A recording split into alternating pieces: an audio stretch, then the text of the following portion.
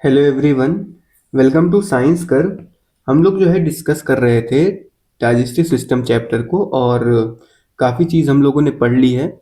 और last lecture में हम लोगों ने देखा था, ईसोफेगस को समझ लिया था और स्टमक को पढ़ लिया था। तो चलिए थोड़ा सा रिवाइज करते हैं, फिर उसके बाद हम लोग आगे बढ़ते हैं, ठीक है। तो स्टमक में हम लोगों ने क्या पढ़ा था? हम लोगों ने जाना था कि उसमें गैस्ट्रिक ग्लैंड्स होती हैं।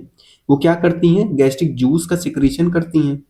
तो उनसे क्या होता है, एक एचसीएल निकलता है, कुछ एंजाइम्स निकलते हैं। तो एंजाइम जो होते हैं वो क्या होते हैं? वो इनएक्टिव होते हैं। एक्टिव कब होते हैं? जब वो एचसीएल कांटेक्ट में आ जाते हैं। तो जैसे कि पेप्सिनोजन था, पेप्सिनोजन पेप्सिनोजन अभी तो ये इनएक्टिव है। ये कब एक्टिव होगा? ये एक्टिव तब होगा जब ये एचसीएल के कांटेक्ट में आएगा। तो फिर क्या बन जाएगा? पेप्सिन बन जाएगा। तो अब ये पेप्सिन क्या करेगा?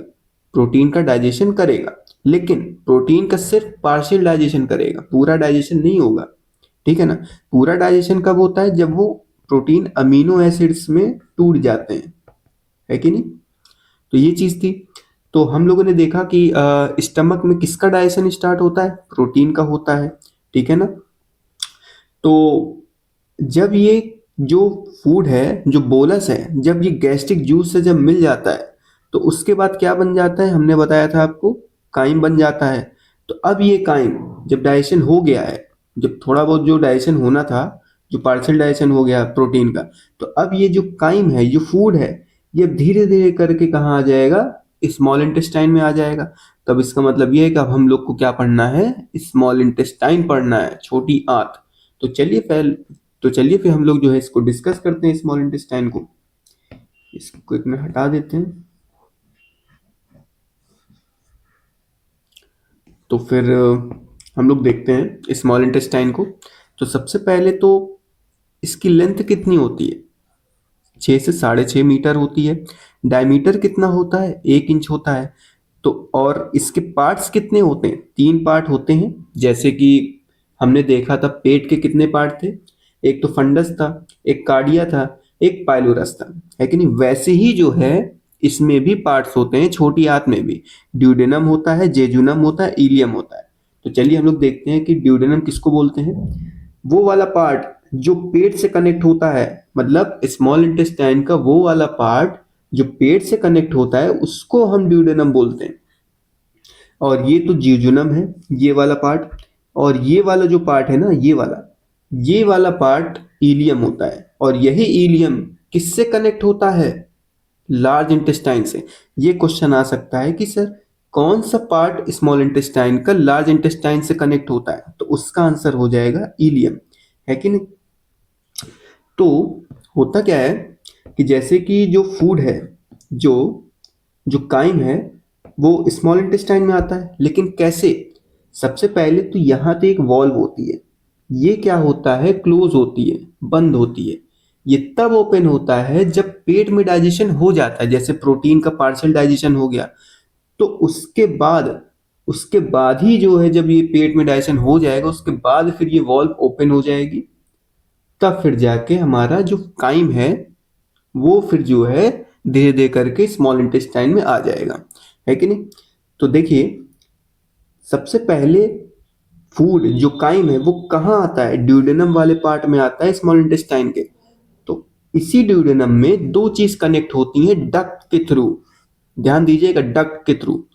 डक्ट कौन कौन मतलब कौन कौन से ऑर्गन जो है कनेक्ट होते हैं ड्यूडेनम में डक्ट के थ्रू? एक तो लीवर होता है और एक पेनक्रियास होता है। ठीक है?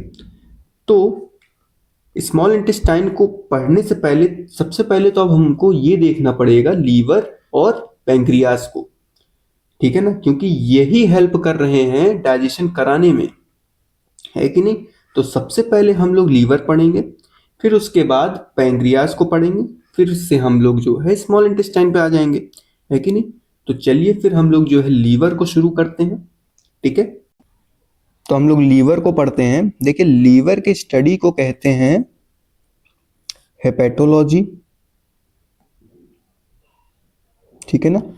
ये कौन सी सेल से बनी होती हैं? ये बनी होती हैं hepatic cell. Hepatic cell. Liver के सेल्स में ये खास बात होती है कि ये रीजनरेट करती हैं। जैसे अगर आप, जैसे लीवर है, इसको अगर हम आधा ऐसे काट दें तो ये पूरा ऐसे हो जाएगा। तो यही खास बात है कि जो लीवर की सेल होती हैं वो रीजनरेट होती हैं, रीजनरेशन होता है इसमें। तो ये चीज आपको ध्यान देनी है। और तीसरी चीज ये कि लीवर जो है सेकंड लार्जेस्ट ऑर्गन है। लीवर सेकंड लार्जेस्ट ऑर्गन है, सेकंड लार्जेस्ट ऑर्गन। तो पहला कौन सा है? देखिए ओवरऑल अगर हम बात करें लार्जेस्ट ऑर्गन की, तो ओवरऑल अगर हम लार्जेस्ट ऑर्गन की बात करें तो स्किन होता है। और अगर हम इंटरनल ऑर्गन की बात करें तो सबसे बड़ा कौन सा होता है? इंटरनल, इंटरनल लार्जेस्ट ऑर्गन ये हमारा होता है लीवर। इस चीज को आपको ध्यान देना है, ठीक है ना। तो ये चीज है। तो लीवर क्या है? लीवर एक exocrine, it is a exocrine, exocrine gland. तो मैंने आपको बताया था एक्सोक्राइन ग्लैंड क्या होता है। तो एक्सोक्राइन ग्लैंड उसको बोलते हैं, वो ग्रंथि, वो ग्लैंड जिससे जूस का सिक्रीशन होता है। तो इसका मतलब ये है कि अगर लीवर एक्सोक्राइन ग्लैंड है तो कहीं ना कहीं ये जूस का सिक्रीशन कर रहा है। तो ये किस जूस का सिक्रीशन करता है? बाइल जूस का। इस चीज को आपको ध्यान देना है।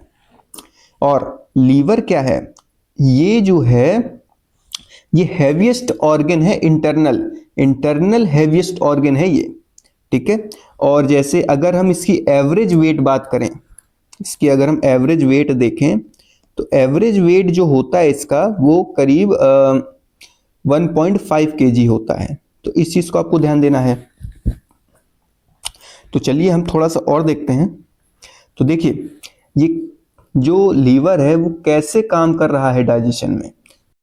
जो बाइल जूस है ना, बाइल जूस हेल्प कर रहा है डाइजेशन में। देखिए बाइल जूस का जो कलर होता है वो क्या होता है? वो होता है येलो ग्रीन, येलो ग्रीन। तो ये कैसे येलो ग्रीन है? देखो बाइल जूस में ही जो है पिगमेंट्स पाए जाते हैं। एक का नाम है बिलीरुबिन और बिलीवर्डिन। तो देखिए बिलीवर्डिन से ग्रीन कलर होता है और बिलीरुबिन से येलो कलर होता है, ठीक है ना। ये तो चलो कलर की बात हो गई बाइल जूस में। तो बाइल जूस आखिर हेल्प कैसे कर रहा है डाइजेशन में? तो होता क्या है, जैसे जो हम जैसे मान लीजिए लीवर है, ठीक है, और इससे एक डक्ट आती है जो स्मॉल इंटेस्टाइन में जाके कनेक्ट होती है। तो जैसे ये स्मॉल इंटेस्टाइन है, ठीक है, तो ये स्मॉल इंटेस्टाइन है, यहाँ ये पेट है, ठीक, अरे ये पेट है ऐसे, ये स्टमक। तो होता क्या है कि जो यहाँ पे फूड है अब वो क्या किस में कन्वर्ट हो गया है? डाइजेस्टिव जूस से मिलने के बाद। तो बोलस जब डाइजेस्टिव जूस से मिल जाता है, जो मैंने आपको बताया था, अब वो काइम हो गया है। तो अब जब ये काइम स्मॉल इंटेस्टाइन में जाएगा, मान लीजिए, एक मिनट कलर चेंज करते हैं,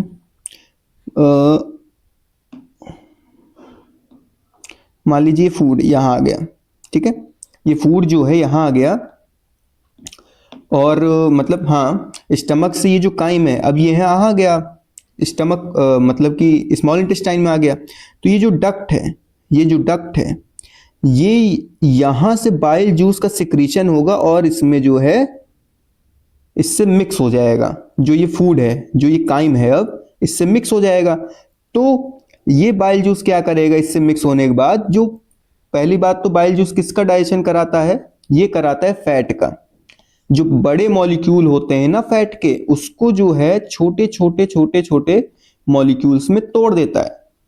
ये जो बाइल जूस है, जो बड़े मॉलिक्यूल्स होते हैं फैट के, उसमें चिपक के इसको जो है तोड़ देते हैं छोटे छोटे मॉलिक्यूल्स में। तो इसी को ही जो है इमल्सिफिकेशन बोलते हैं। इमल्सिफिकेशन, जो बड़े मॉलिक्यूल्स हैं फैट के, वो जब छोटे मॉलिक्यूल्स में कन्वर्ट हो जाते हैं तो उसको हम लोग इमल्सिफिकेशन बोलते हैं, ठीक है ना। तो ये अभी पार्ट्स मतलब पूरा डाइजेशन नहीं हुआ है फैट का, ये अभी छोटे छोटे मॉलिक्यूल्स में ऐसे कन्वर्ट हो गए हैं थोड़ा सिंपलर फॉर्म में।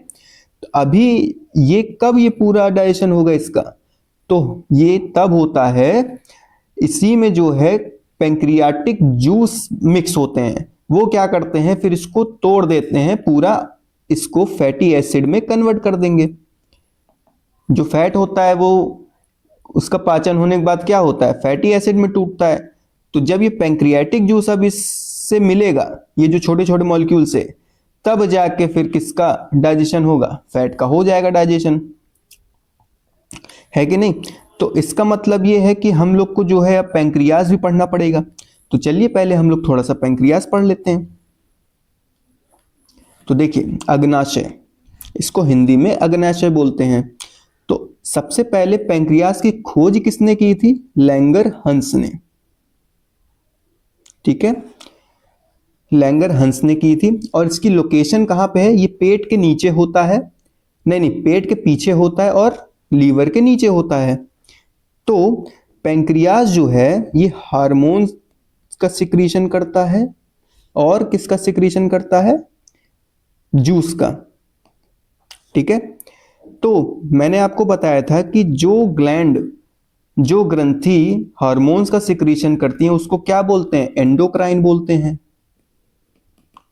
और जो ग्रंथि जूस का सिक्रीशन करती है उसको क्या बोलते हैं, एक्सोक्राइन ग्लैंड बोलते हैं। तो सर यहां तो ये दोनों सिक्रीशन कर रहा है, तो इसको हम क्या बोल देंगे, इसको मिक्स्ड ग्लैंड बोल देंगे, है कि नहीं, या हेट्रोक्राइन ग्लैंड इसको बोल देंगे। तो ये चीज होती है। तो लेकिन जो डाइजेशन, हम लोग जैसे डाइजेस्टिव सिस्टम को पढ़ रहे हैं, तो डाइजेशन में तो हार्मोन्स का कोई रोल ही नहीं होता है, तो इसलिए हम इसको नहीं पढ़ेंगे। तो हमें क्या पढ़ना है, इसको पढ़ना है, क्योंकि ये जो है ये हमारा डाइजेशन में हेल्प करेगा। तो सबसे पहले ये देखते हैं पैंक्रियाज कौन से सेल से बनते हैं। एक अल्फा सेल होता है, एक बीटा सेल होता है, और एक डेल्टा सेल होता है, और एक एफ सेल होता है।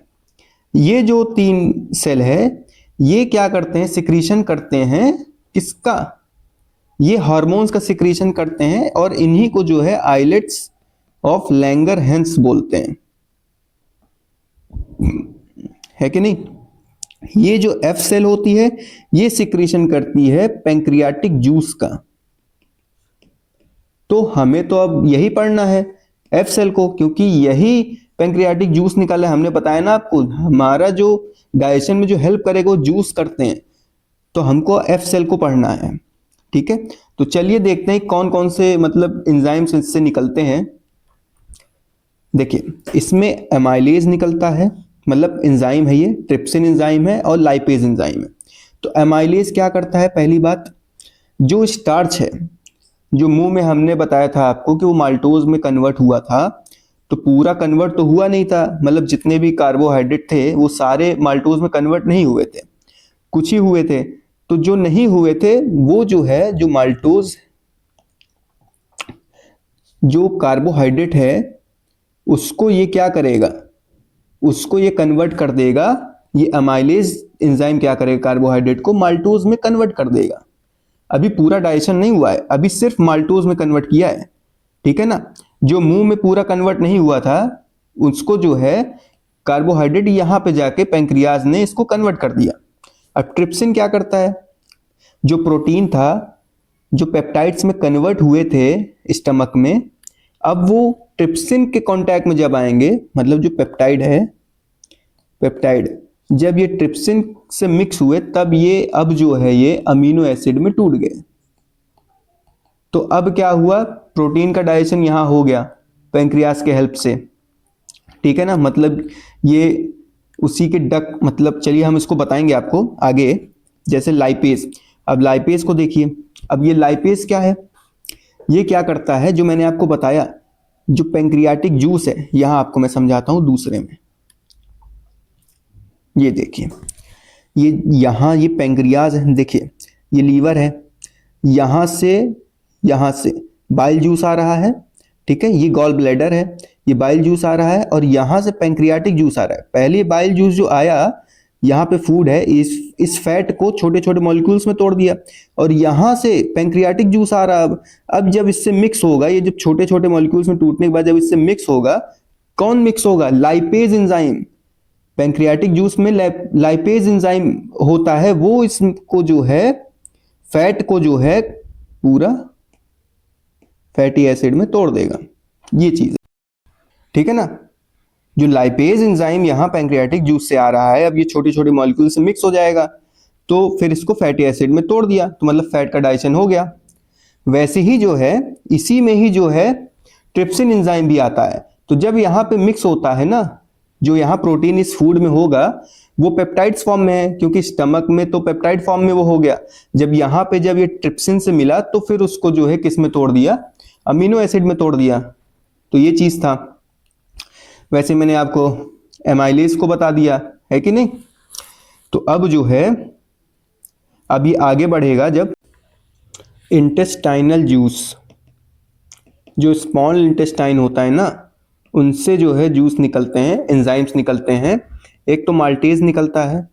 माल्टेज क्या करता है? ये जो कार्बोहाइड्रेट जो कन्वर्ट हो गए हैं माल्टोज में, उसको जो है अब ये कन्वर्ट करेगा ग्लूकोज में। कौन करेगा? माल्टेज एंजाइम, ठीक है ना, माल्टेज। इस चीज को ध्यान दीजिएगा। अब क्या हुआ? कार्बोहाइड्रेट का पूरा डाइजेशन हो गया इंटेस्टाइनल जूस के हेल्प से, मतलब माल्टेज एंजाइम के हेल्प से। एक होता है सुक्रेज। ये एक तरह से सिंपल शुगर होता है, जो एंजाइम, मतलब ये सुक्रेज एंजाइम है। सुक्रोज जो होता है ना, ये सिंपल शुगर होता है, ठीक है ना, एक सिंपल कार्बोहाइड्रेट ही हो गया एक तरह से। तो ये सुक्रेज एंजाइम क्या करेगा? इसको कन्वर्ट कर देगा ग्लूकोज प्लस फ्रक्टोज में, ठीक है ना। इसका भी डाइजेशन ऐसे ही होता है। फिर उसके बाद होता है लैक्टेज। लैक्टेज एंजाइम क्या करता है? जो लैक्टोज नहीं है, एक तरह से मतलब कि कार्बोहाइड्रेट ही है, ये मिल्क में मिलता है। ये क्या होता है? लैक्टेज एंजाइम इसको जो है किस में कन्वर्ट कर देता है? ग्लूकोज प्लस गैलेक्टोज में। तो ये हमारा इसमें कन्वर्जन हो गया, है कि नहीं। अब क्या होगा? जो स्मॉल इंटेस्टाइन है, स्मॉल इंटेस्टाइन, इसी में ही जो है विलाय होता है, वो क्या करता है? एब्जॉर्प्शन करता है। किसका? किसका एब्जॉर्प्शन करता है?